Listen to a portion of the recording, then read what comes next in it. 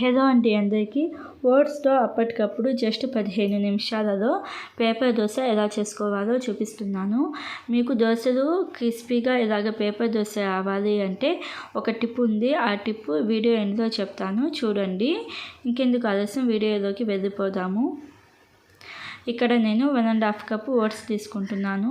1.5 cup ఓట్స్ని ఒక బౌల్లో వేసుకొని ఒకసారి నీళ్ళతో శుభ్రంగా కడగండి. ఇలాగ నీళ్ళతో శుభ్రంగా కడిగిన తర్వాత 1 కప్పు ఓట్స్కి 1.5 కప్పు ఓట్స్కి 1/2 కప్పు వాటర్ వేయండి. 1/2 కప్పు వాటర్ వేసుకొని ఒక 10 నిమిషాల పాటు నానబెట్టుకోవాలి. 10 నిమిషాల తర్వాత ఈ నానిన ఓట్స్ని ఒక మిక్సీ జార్లోకి ట్రాన్స్ఫర్ చేసుకోండి. నీళ్ళతో సహా వేసేయండి. వేసేసి షాలోట్స్ 8 వేసుకోండి. అలాగే పచ్చిమిర్చి 2 లేదా 3, మీ టేస్ట్కి తగినంత పచ్చిమిర్చి, అల్లం ఒక చిన్న ఇంచు సైజ్ అంత అల్లం వేసుకొని, రాళ్ళ ఉప్పు ఒక హాఫ్ స్పూన్ వేసుకొని ఫైన్ పేస్ట్గా చేసుకోవాలి. మీ దగ్గర షాలోట్స్ లేకపోతే నార్మల్ మన ఇంట్లో ఉండే ఉల్లిపాయలు ఒక హాఫ్, మీడియం సైజ్ది ఒక హాఫ్ వేసుకుంటే సరిపోతుంది. అదే మిక్సీ జార్లో ఇంకొంచెం వాటర్ వేసుకొని ఆ వాటర్ కూడా పోసుకొని ఒకసారి బాగా కలుపుకోండి. బాగా కలుపుకున్న తర్వాత సాల్ట్ సరిపోయిందో లేదో చూసుకొని, కావాలంటే ఇంకొంచెం సాల్ట్ వేసుకొని మనకి దోశపిండి అనేది ఇలాగా ఉండాలి. దోశపిండి అనేది రెడీ అయిపోయిన తర్వాత సన్నగా కట్ చేసిన కొత్తిమీర వేసుకోండి.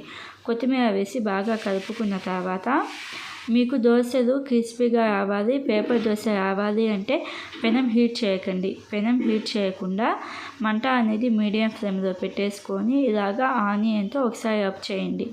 ఆనియన్తో ఒకసారి రబ్ చేసి ఇలాగ దోశలు వేయాలి.